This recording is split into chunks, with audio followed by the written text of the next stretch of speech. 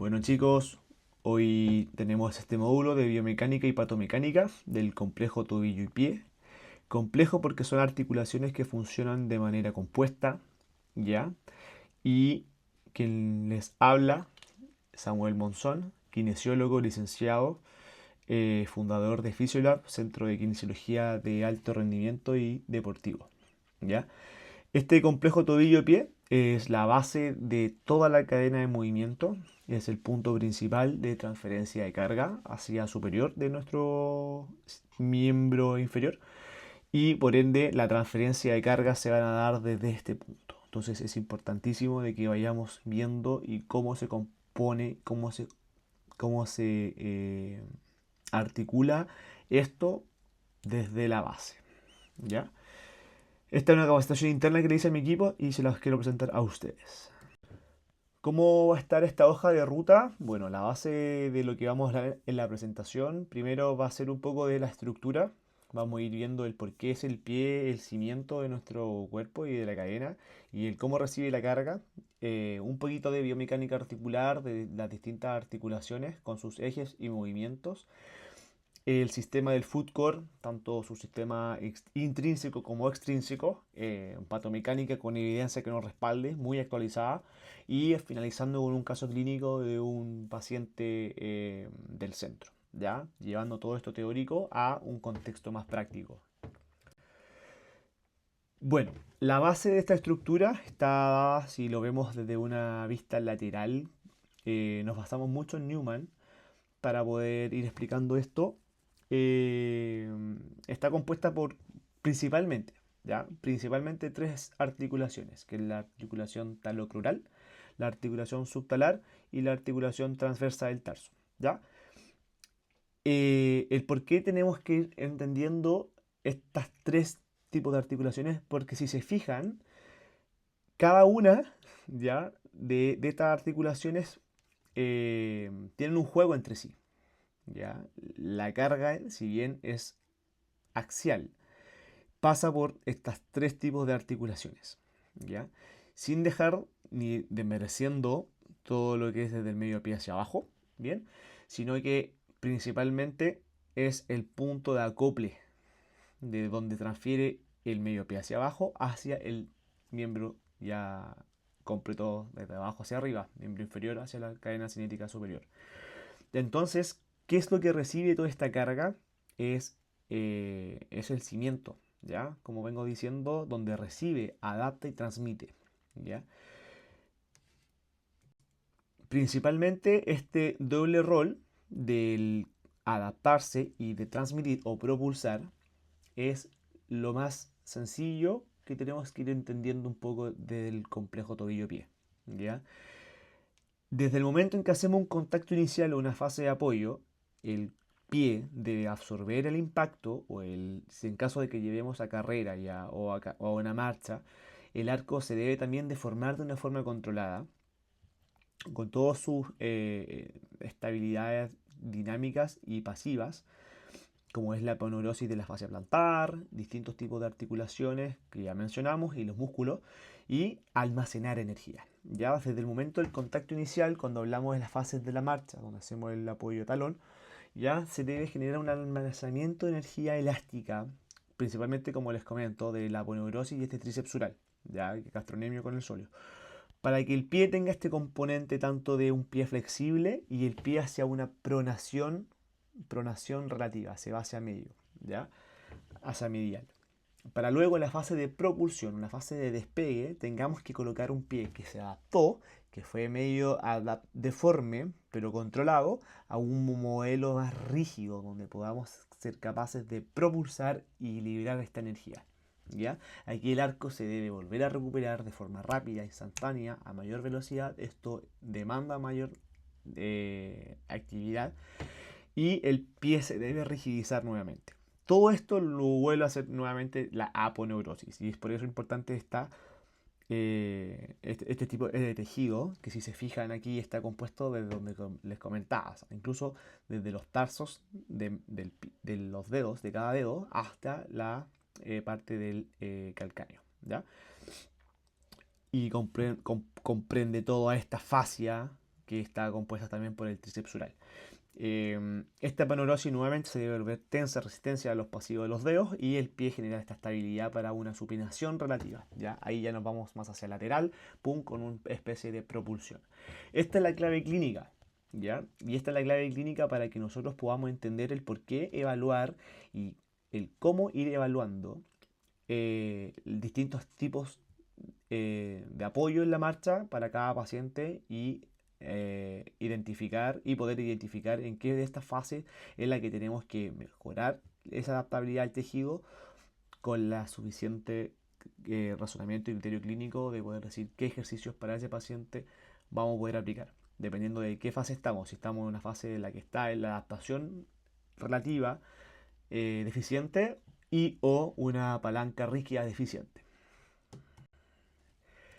Entonces, el cómo empezamos a transmitir esta carga hacia la mortaja, esto es importantísimo un poquito para que vayamos identificando la inestabilidad que puede generar un tobillo si es que no está bien acoplado a sus articulaciones, como es un riesgo de la artrosis, ¿ya? Entender del que el 90 al 95% de todas las fuerzas de compresiones que se dan pasan por el astrálago, talo y la tibia, ¿ya? De forma de bipestación. Y el restante de 5 a 10% pasa por el astrálago y la fíbula, ¿ya? Entonces siempre vamos a tener una mayor carga hacia medial. Por ende, el cartílago articular va a rondar más o menos en 3 milímetros. Si se fijan, 3 milímetros para hacer un cartílago, es un cartílago bastante ancho, amplio, que se comprime en un 30% en condiciones normales y puede llegar a comprimirse hasta un 40% bajo carga, como una marcha, ¿ya? O más aún como una carrera. Este mecanismo de absorción de energía, como vengo diciendo, no es un simple relleno, sino que más bien es un protector al cartílago, ¿ya? Entonces la mortaja, que es el encaje, como dice la diapositiva, entre la tróclea y el astrálago, el talo, es en la caja, una caja rectangular, ¿ya? Que debe ser. Estas tres funciones son súper importantes que las puedan comprender. Debe ser estable para aceptar toda la carga de la pierna, que es lo que vengo hablando, donde la sindesmosis es importantísimo también de poder evaluar en pacientes que tengan alguna lesión por sobrecarga o sobreuso, que permita generar este leve juego en la dorsiflexión, que cuando la sindesmosis está alterada, la dorsiflexión por ende también se altera. Y sabemos que la dorsiflexión es importantísima en todos los pacientes. Para luego llevar a esta estabilidad del tibiofibular que garantice todas estas fuerzas que se transfieran de forma eficaz hacia tanto la fíbula como hacia la tibia. Entonces, el objetivo de esto ya es enmarcar un poquito un vocabulario que vayamos entendiendo, que son vocabularios y términos fundamentales que ya no son movimientos puristas, sino que Newman ya encasilla como movimientos que son aplicados. Son triplanares, por eso tenemos una vista superior de cómo vamos a dividir, y aquí me voy a detener un poquito para poder entender y que puedan comprender los distintos torques internos que tienen estos músculos con sus respectivas funciones, ¿ya? Este es un error común que puede suceder cuando uno está estudiando, del no entender un poco de los ejes de rotación y un poco el tema de la función que va a hacer cada músculo. Porque si se fijan, en la parte superior, que tenemos acá donde sale que el eje de la articulación talocrural, todo lo que está hacia arriba vamos a estar enmascarando un poco lo que es la dorsiflexión, ¿ya? De aquí hacia arriba habla de dorsiflexión y de aquí hacia abajo habla de una plantarflexión, ¿ya? Como también desde todo lo que está hacia un lado izquierdo, en el eje de la articulación subtalar, vamos a estar hablando de inversión. Como está hacia el lado lateral, va a estar hablando de la eversión. Entonces podemos sacar un poco la diferencia de cuáles son los principales ejes de movimiento de los términos aplicados ya de esta articulación. Partimos con todos los músculos que vayan haciendo dorsiflexión. Entonces nos vamos al principal dorsiflector. ¿Cuál es el principal dorsiflector? Es el tibial anterior, ¿ya? Si se fijan desde el punto de eje donde se aplica la fuerza, tanto el tibial anterior como el extensor del dígito, el extensor largo de los dedos, ¿ya? Y el fibular tertius, que es un fibular chiquitito, hacen este mecanismo de dorsiflexión. ¿En qué se diferencian? En el movimiento de la articulación subtalar. El tibial anterior va a aportar dorsiflexión e inversión, ¿ya? ¿Por qué era tan importante cuando dijimos con el contacto inicial? ¿Quién genera esta adaptabilidad y cuál era lo que tenía que hacer principalmente el pie? Pronación, ¿cierto? Entonces, la pronación, que va a estar mediada por esta eversión, va a estar generando una demanda importante en el tibial anterior para compensar esos movimientos, ¿ya? Y por otro lado, por su contraparte, el principal músculo dorsiflexor siempre va a ser el tibial anterior, ¿ya? Por el eje y la área que está incorporando dentro de este eje que respecta a la articulación talocrural. El área del tendón. Este es un torque interno que tienen todos los músculos frente a sus ejes de movimiento. Tenemos los torques externos, que son ejemplos, cuando tenemos tipos de palanca que sean de primero, segundo o tercer orden, que están involucradas con una fuerza externa, ¿ya? Y por otra parte tenemos esta geometría muscular de los tipos de palanca de cada músculo cuando tenemos el factor interno del torque interno que tiene el músculo como tal. Entonces la capacidad que tiene de generar esta área superficial dentro del hueso con respecto a la articulación talocrural es mucho más grande que si lo comparamos con el tendón del extensor largo de los dedos y el mismo área, la misma área o el extensor del hallux largo o el fibular corto, ¿ya? El tertius, perdón. La misma forma lo vamos a ir incorporando con cada una. Entonces, plantiflectores, todos los fibulares, tibial posterior, plantiflexor, importante el tibial posterior para la dimensión del arco plantar, es el principal músculo que nos ayuda a que el arco se forme y sea suficientemente flexible para deformarse y suficientemente fuerte para poder generar esta palanca rígida. Y si se fijan, su función principal es la inversión con la plantiflexión. Está hacia el lado del cuadrante 3, ¿ya? Y asimismo con el tendón de Aquiles, que es a su eje el mayor plantiflector, ¿ya? Si se dan cuenta, aquí podemos ir viendo cuáles son los principales músculos y por qué tanto es su importancia con respecto a los ejes. Sin ahondar más con los principales músculos, se los dejo ahí como para que lo puedan ir dimensionando y haciendo ese análisis que hicimos en conjunto. Continuamos con esta articulación talocrural, que es la bisagra principal del tobillo. Ya de estos movimientos que veníamos hablando de la dorsiflexión y la plantiflexión. Movimientos que ya sabemos que no son movimientos puristas. Bien. Y entonces, hablando de la artrocinemática, tenemos que, al hacer la dorsiflexión, la articulación talocrural, ¿ya? Rueda hacia anterior, está rodando hacia anterior, pero desliza sobre la fíbula y en la tibia hacia posterior. Y esto es importantísimo para entender el por qué cuando vemos gente que está ejecutando un movimiento de movilidad de tobillo, se coloca en una banda, ¿ya? Y si podemos entender el por qué se coloca en la banda, vamos a entender quizás muchas veces que la banda está mal aplicada. Yo he visto videos de esta banda. Si se fijan, la flecha del vector que tiene ese deslizamiento es hacia póstero inferior.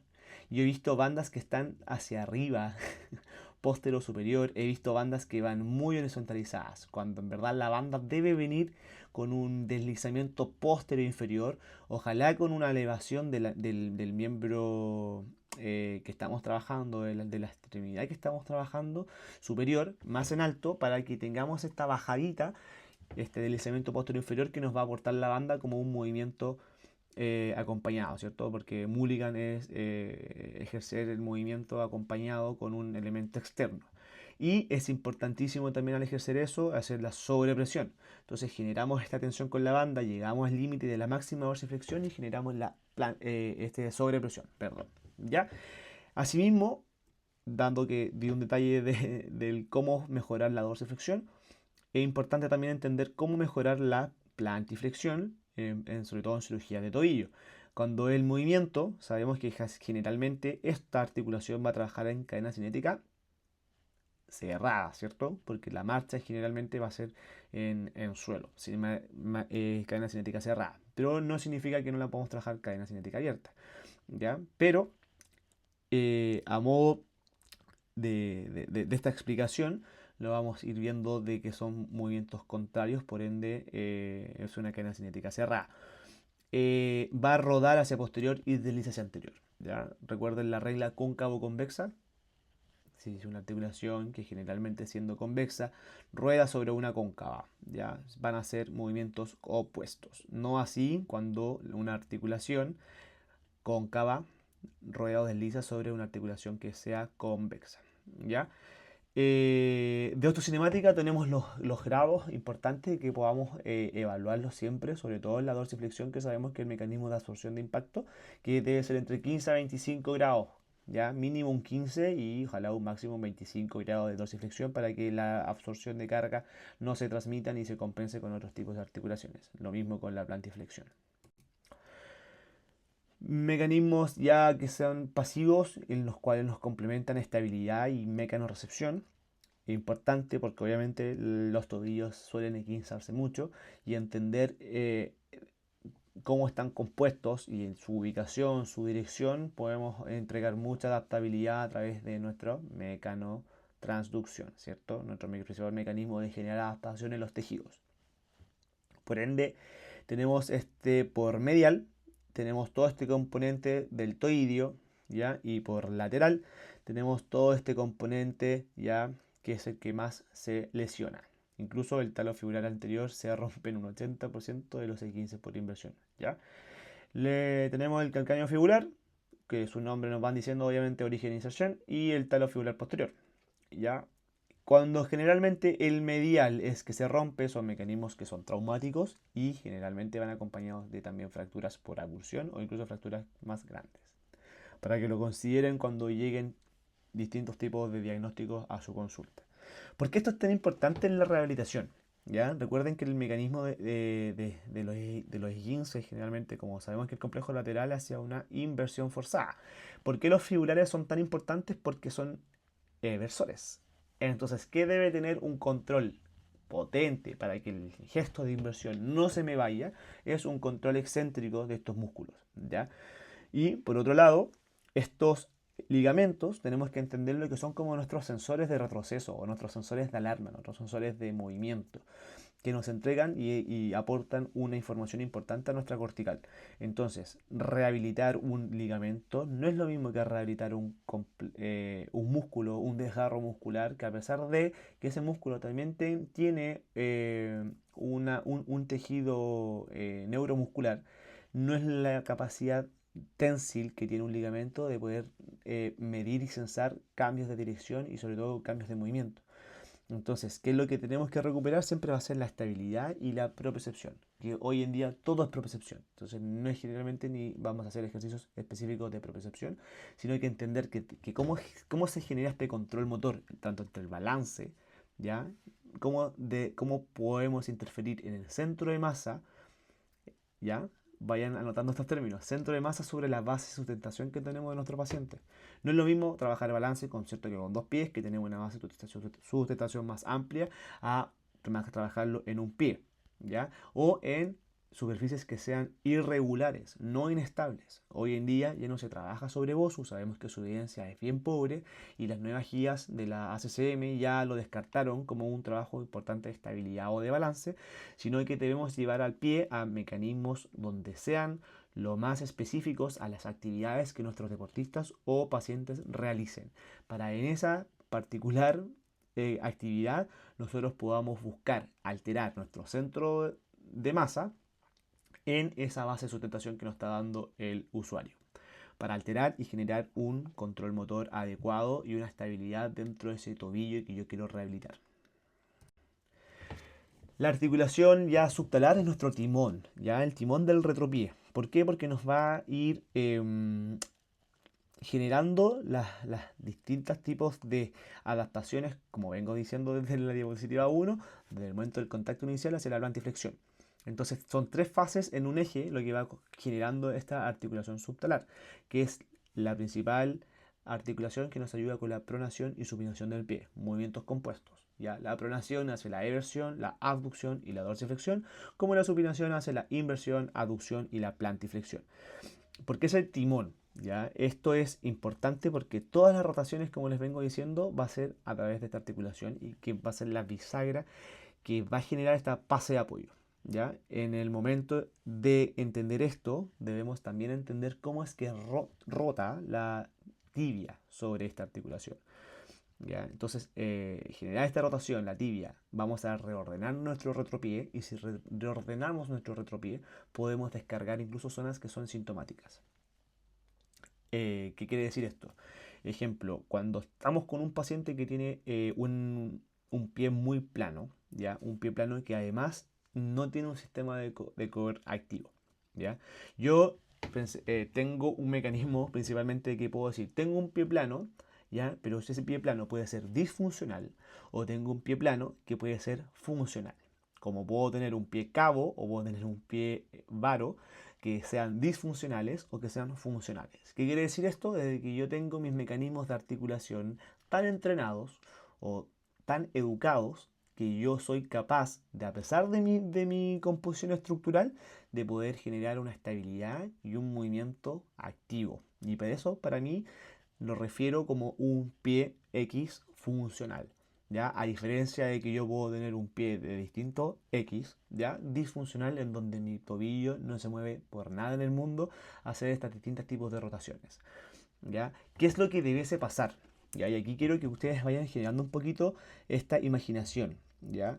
Si se fijan, cuando la articulación subtalar eh, está en el neutro, ¿cierto? La tenemos en el neutro, pero cuando llevamos hacia una extensión, ejemplo, tenemos el apoyo completo, la base de apoyo, estamos en una extensión de rodilla, ¿cierto? ¿Qué debes hacer esa extensión de rodilla? Tener una fase de apoyo neutra, ¿ya? La rotación tibial debe ser hacia una rotación externa, ¿ya? Y asimismo, cuando tenemos una flexión de rodilla, que ya vamos bajando, perdón, cuando ya estamos extendiendo, base externa, y cuando vamos hacia una flexión, base de rotación interna. Todo esto debe ser sobre esta articulación subtalar para que podamos formar el arco plantar. El movimiento, generalmente, cuando hacemos la rotación externa, hace que el arco plantar se eleve y lo vamos a ir viendo más adelante. Luego de esta articulación transversa del tarso, o la típica articulación de Chopard, es nuestro sintonizador del tobillo, el que nos da los distintos tipos de eje y la que nos forma este arco medial que vengo hablando. Esta función es principalmente, como hablamos del músculo tibial posterior, es el quien eleva el arco medial y genera esta articulación astrágalo-navicular, nuestro principal sistema de rigidez y de palanca, tanto adaptable como rígida para la propulsión y la adaptación de la carga. Ya hablamos un poquito de esto, así que vamos con la más de biomecánica y un poco de estos factores intrínsecos y extrínsecos que hablamos del foot core. Llegamos a nuestro modelo de foot core, que yo tengo separado tanto como la musculatura extrínseca, musculatura que no es tan propia del pie, sino que sale de este complejo articular tobillo-pie. Ejemplos de estos músculos podría ser el tibial anterior, el tricepsural, el tibial posterior, fibulares, etc. Son musculatura que no está compuesta ni tiene su origen e inserción dentro de este tobillo o pie, sino que salen, ¿ya? Y musculatura intrínseca, que es donde está este foot core, en donde tenemos que generar esta aponeurosis, principalmente adaptable y rígida, para que entendamos esta función importante del pie, ¿ya? Entendiendo los músculos que son extrínsecos y los músculos que son intrínsecos, pues nosotros podemos ser capaces de analizar cuál es la estructura que está teniendo un déficit en nuestro paciente. De esa forma, ir buscando actividad 1, disociación 2 y por otro lado ya generar resistencia para luego buscar momentos de fuerza y llevarlo a algo más control neuromuscular en fases más adaptables, o sea, más avanzadas. En este caso, el entender la función de cada musculatura extrínseca, como lo que me veníamos hablando hace las diapositivas anteriores, como son estas musculaturas intrínsecas del entender y la diferenciación. Ejemplo, cómo diferenciamos los deditos del pie. En la evaluación tenemos que identificar si un paciente puede o no puede diferenciar los dedos del pie, si sabe o no sabe, extender, flectar los dedos, si es capaz de poder mantener el dedo alux abajo, que son tendones distintos, y extender los otros, y entender y hacerle entender y educar que esos gestos deben estar natural. Pasa que con el tiempo la zapatilla, el uso del calzado, generalmente calzados que no tienen una estabilidad hacia el complejo de los dedos, los prohíben de movimiento. Y eso lo adapta a generar compensaciones más hacia del medio pie hacia atrás. Por ende, cuando logramos esta base, Yo soy bien crítico de repente con los ejercicios que veo generando trabajo de foot core con canicas, cadena cinética abierta. Trabajos de foot core doblando toallas o generando papelitos con confort, cadena cinética abierta, sentado. Esos ejercicios no es que sean malos, sino que son ejercicios en etapas muy iniciales donde estamos tratando de educar a la persona, donde estamos tratando de que entienda cómo se diferencia y cómo es la conexión mente-músculo para que se generen esos movimientos en particular. Pero basarnos nuestra rehabilitación en ese tipo de ejercicio es algo muy alejado de la realidad. Sabemos que el pie es la base del ejercicio, es la base del movimiento. No podemos trabajar un pie con esas condiciones, nunca sometiéndolas a carga y nunca demandándolas a nuestro propio peso o incluso, en mejor caso, a carga progresiva y controlada. Entonces, estas fases iniciales de todos esos ejercicios que son generalmente uno coloca ejercicios de foot core deben ser para una, si es que la segunda sesión. Ya desde la tercera sesión hasta la décima, que generalmente tenemos 10 sesiones para rehabilitar a pacientes con este tipo de condiciones, tenemos que llevar al pie a carga, generando la educación, la rotación tibial, mejorando los rangos de movimiento y evitar a toda costa que el paciente tenga dolor, si es que es un E15 o cualquier otro tipo de condición. La mayoría de nuestros pacientes nos consultan siempre por dolor, hacer la fisio. Entonces, ¿cómo funciona este sistema de foot core? Dijimos que tenemos el sistema pasivo, activo y el sistema neural. ¿Ya? Todo este componente, si lo podemos ver en un sistema, ¿ya? Conviven entre sí. ¿Ya? Vea, aquí idealmente hubiera sido un circulito, circulito al medio, donde conviven estos tres mundos. ¿Ya? Estos tres sistemas, tanto neurales con sus receptores, ligamentos, con el activo, con la musculatura y pasivo con los ligamentos y huesos, tienen que hacer este subsistema del pie, que es la ideal para generar eh, los traspasos de fuerza y su autorregulación. Entonces, vamos un poquito a esta patomecánica y acá entramos más en evidencia densa. Cuando el tobillo se vuelve inestable, ¿qué es lo que hacemos? ¿Cómo se rompen? ¿En qué altera la marcha? ¿Y cuándo pierde esta estabilidad?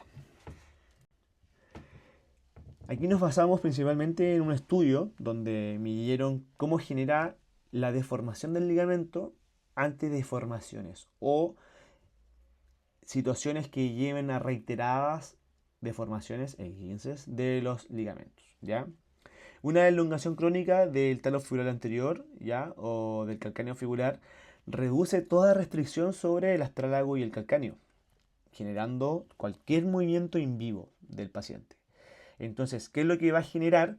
Una deformación. Si se fijan, el calcáneo genera una especie de stretching, de deformación, va a la redundancia, que obviamente un ligamento de estas características, uno, no va a aportar la estabilidad que necesitamos, dos, no va a ser capaz de censar los movimientos como debe censar, y tres, va a limitar y va a estar en una alteración sensitiva para generar toda esta alteración biomecánica.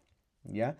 Entonces, ¿qué es lo que podemos ir hablando un poquito desde este concepto más hipotético, en donde vamos a tener una alteración tanto en la rotación interna, vamos a tener una alteración en la traslación anterior y vamos a tener una alteración en la transición, o sea, en la eh, hacia un deslizamiento posterior, ¿ya? Por ende, los movimientos que van a estar muy alterados ante elongaciones crónicas van a ser principalmente un aumento, ¿ya? Va a haber una exacerbación de movimiento en vivo de la plantiflexión. Por ende, si aumenta la planti, va a disminuir la dorsi. Generalmente todos los músculos que aquí está, todos los movimientos que se ven alterados luego de un E15 van a ser estos, pero son las compensaciones que nos generan estos, porque aumenta la planti, tratamos de evitar que el músculo se tense, aumenta la rotación interna, tratamos de evitar que el músculo se vaya a esta pronación y va a haber una mayor traslación medial, ¿ya? Desde el mismo compuesto tobillo-pie. Eso va a pasar en la articulación tibiotalar y a su vez en la articulación tibiocalcánea la rotación interna va a aumentar, la relación posterior va a aumentar, como lo estábamos hablando recién, y el eje de rotación se vuelve más disperso. Ya la supinación y pronación genera esta inestabilidad compuesta del pie, donde no sentimos que el pie se sienta firme para dar un paso y es la sensación de inseguridad que refieren los pacientes con un esguince. Digo, ok, y todo lo que les vengo comentando también lo midieron en otro estudio. ¿Ya? Este estudio es muy entretenido y sugiero que lo vean para que vayan comprendiendo el cómo midieron y cuantificaron las fases de apoyo de los tres tipos de articulaciones principales, la tibiotalar, la subtalar y la tibiocalcánea. ¿Ya? Midieron la rotación del rango, cuánto rueda la articulación y cuánto se desliza. ¿Ya? Principalmente encontraron alteración en la dorsiflexión, en la rotación, ¿ya? Y en la traslación lateral medial de la articulación tibiotalar. Esos son los principales diferencias. Si se fijan, fíjense en la diferencia del grupo control, cuánto la variabilidad que tiene y cuánta variabilidad tuvo, ¿ya? El grupo con inestabilidad. Lo mismo así, cuánta diferencia hubo entre ellos y la variabilidad. Ya aquí, estos parámetros son estos gráficos, es importante que los puedan entender. Comparan entre grupos y comparan intergrupo. ¿Ya? La variabilidad aquí, si bien, miren, fíjense, hay pacientes que pueden tener una articulación tibiotalar con menor grado de dorsiflexión, ¿ya? Asimismo también, pero la diferencia que tienen entre ellos sí es significativamente eh, o sea, hay diferencia significativa, ¿ya? A diferencia de cuánto variabilidad hubo entre los pacientes que tienen esta disfunción en el nivel del tobillo con la poca variabilidad que tienen del grupo control, que además también tienen diferencia entre los grupos. Entonces, este gráfico, para que lo vayan viendo con más detalle, va a quedar ahí, va a estar la diapo también, nos demuestra que la marcha, y ojo, que solamente la marcha durante el apoyo ya está alterada. Esto con más carga, con una carrera, por ejemplo, podemos ver que la inestabilidad que genera este complejo de ligamentos es brutal. Con toda una hipermovilidad. Nuevamente aquí ya vieron cuáles son las fases de apoyo y cómo afecta tanto la fase. Este otro estudio, cómo afecta tanto la fase a nivel de todo el recorrido de una marcha, de un paso. En conclusión de todo lo que estamos hablando, hay una carga que está mal repartida. Esta carga mal repartida va a afectar un poco, va a afectar, no un poco, va a afectar a este cartílago articular, que sabemos que recibe un 90-95% de la carga y 3 milímetros de cartílago. Entonces, ¿qué es lo que nos refiere aquí? Es que va a haber una mayor carga de fuerza vertical y de reacción al suelo, o sea, hay una estrategia más rígida. La fase de adaptabilidad es la que se pierde cuando ya hay una estabilidad crónica. Luego hay una más inversión, evitando esta especie de eversión y plantiflexión, con una restricción de la dorsiflexión, para luego que hayan estrategias de cadera que estén compensando un poco más el movimiento sin querer cargar el tobillo o sin tener la confianza en el tobillo, donde el centro de presión también va a estar más desplazado hacia el lateral. Vamos a tratar de buscar estrategias que nos aumenten nuestra base de sustentación para sentirnos más estables.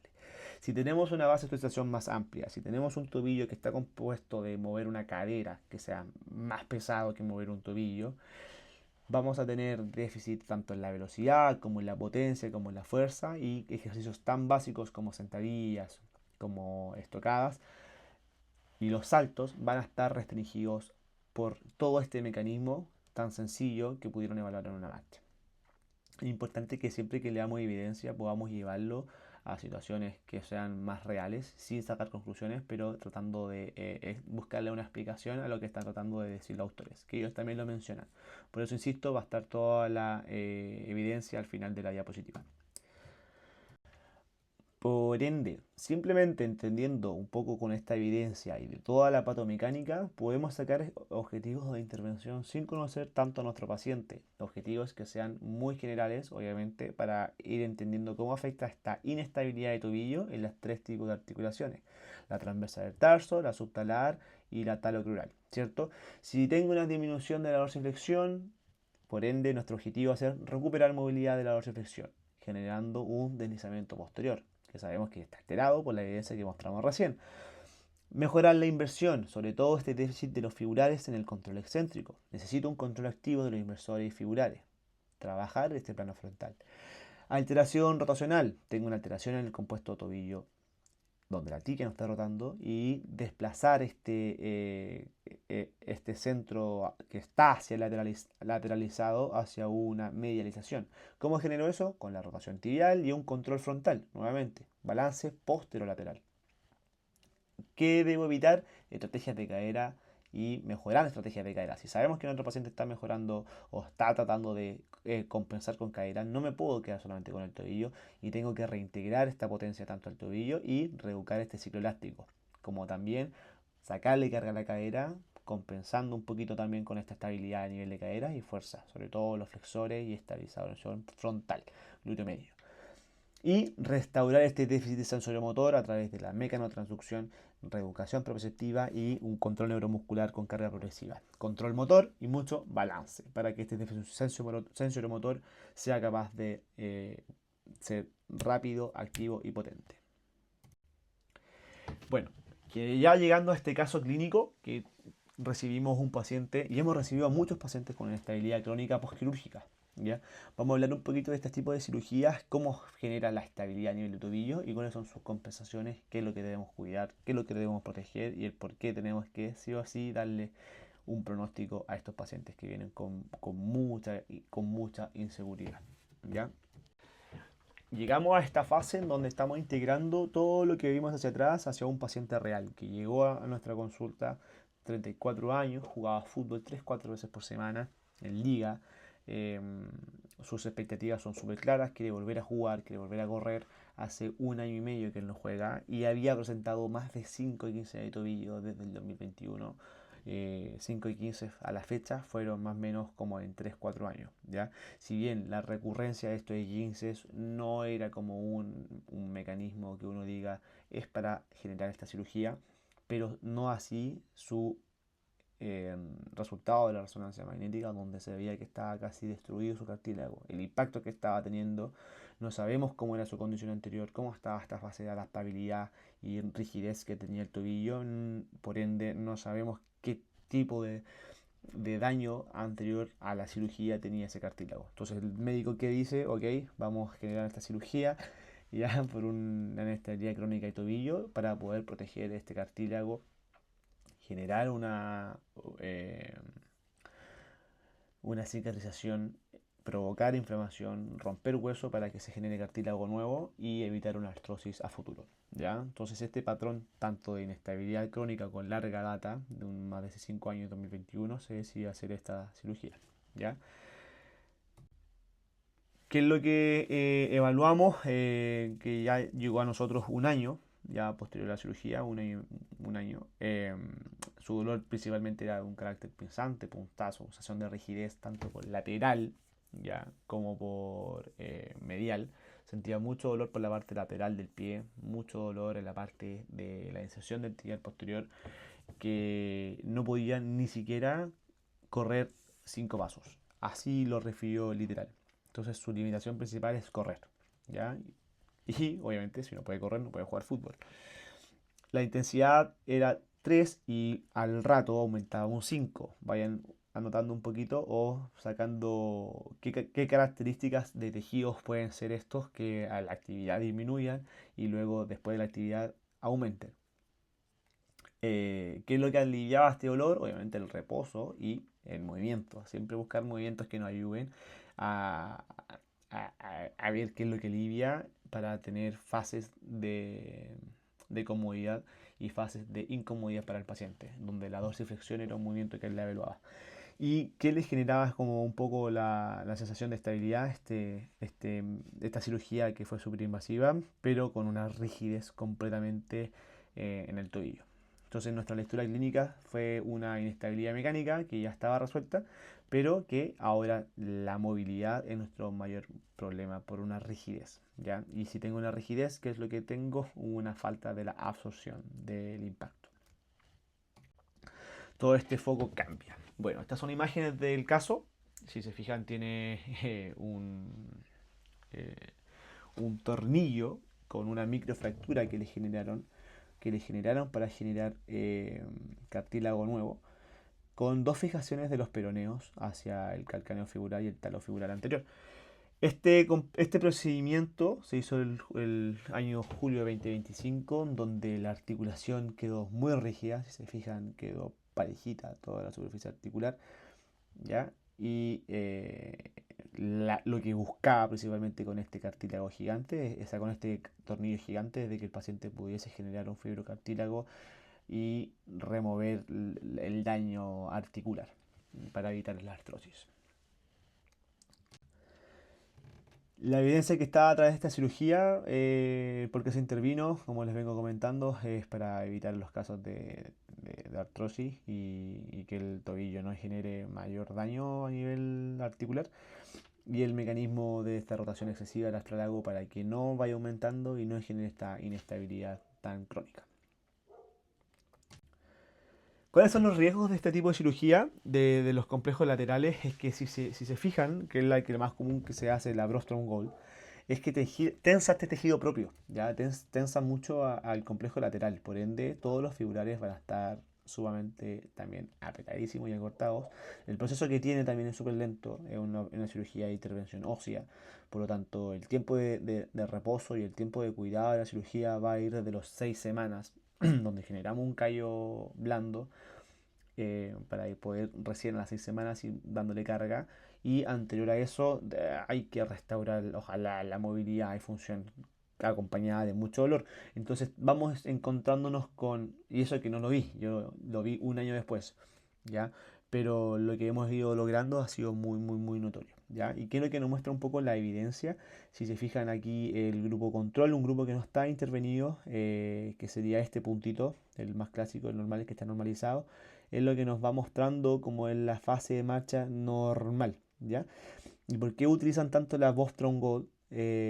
Porque la alteración que va a tener después, ya, que es la línea roja, si se fijan, ya parte con una restricción, pero la máxima parte de la dorsiflexión lo logra llegar a una fase muy, muy, muy común de unos 20, que es como el mínimo esperado, para luego bajar. Si bien nunca llegan al compuesto general del movimiento que debe tener la paracrural en el ciclo de la marcha, no pasa la plantiflexión. Generalmente la dorsiflexión es la que se recupera y la plantiflexión es la que mayor se limita, ¿ya?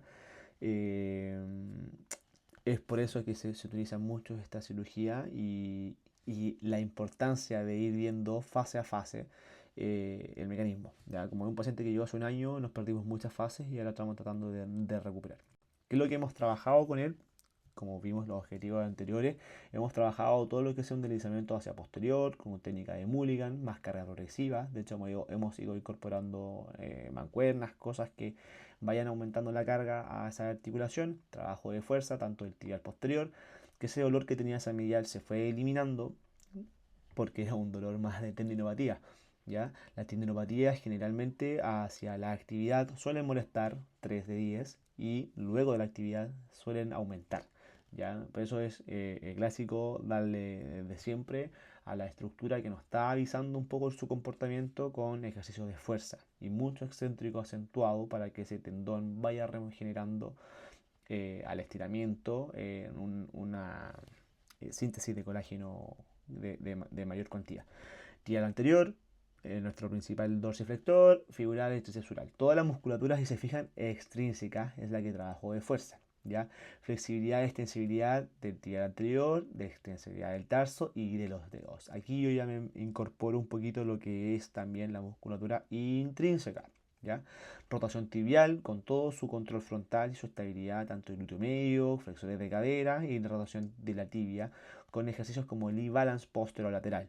¿Ya? El E-balance posterolateral nos genera esta articulación, la rotación tibial hacia externa, la elevación del arco plantar y además involucrar balance en este plano frontal.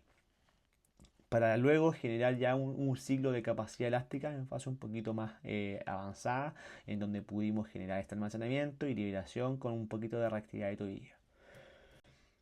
¿Qué es lo que, cómo los operacionalizamos? ¿Cómo los fui trabajando? Pueden colocarle pausa aquí y lo van a ir viendo.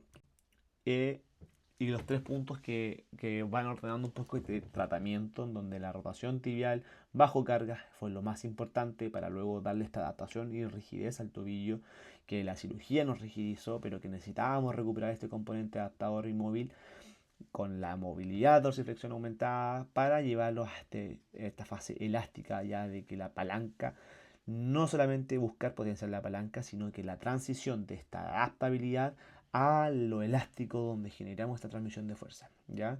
Sabemos que él está bastante rígido, entonces lo principal era la adaptabilidad. No necesitaba fomentar tanto la adaptabilidad, pero sí lo elástico, la capacidad de la deformación y la restauración de los tejidos. Por lo tanto, como un poco de conclusión, tenemos que todo lo que vimos, un poco de biomecánica, patomecánica y un poco de clínica. Es importante entender todos estos mecanismos subyacentes de la inestabilidad que se puede dar principalmente en los complejos tobillo y pie, cómo funciona para poder entender la pliometría en caso de que queramos aplicarle a algún paciente deportivo, y si el cimiento no se adapta ni se transmite, va a ser una cadena que lo va a apagar completamente. La rodilla va a molestar, la cadera va a molestar, y así ha sido con los pacientes que hemos visto. Es importante que si tienen dudas los puedan comentar en el video, o vamos a dejar nuestro correo para que nos hagan sus alcances. Espero que la clase les haya gustado, que no haya sido tan fome ni tampoco didáctica, pero va muy de la mano con lo que estamos viendo en la clínica, y es la idea de poder ir aterrizando todo lo teórico a casos que sean más reales. Nuestra filosofía siempre en Physiolab es la evaluación en la base de todo. Los procesos no se deben improvisar, se deben incentivar el razonamiento, la evidencia por sobre todo, y el, el aterrizaje práctico es evidente. Les dejo un abrazo, muchas gracias por la atención. Y aquí está la bibliografía. Vamos a correr un poquito, bueno, ahí se puede revisar con título y todo lo que vimos con los distintos gráficos. Pueden buscarlos y se los recomiendo. Es una bibliografía muy rica de aprendizaje y vale la pena echarle una vistazo. Un abrazo, gente, estén bien. Los recuerdo seguirnos en Instagram, physiolab.cl, y si tienen dudas, obviamente estamos abiertos a recibirlas.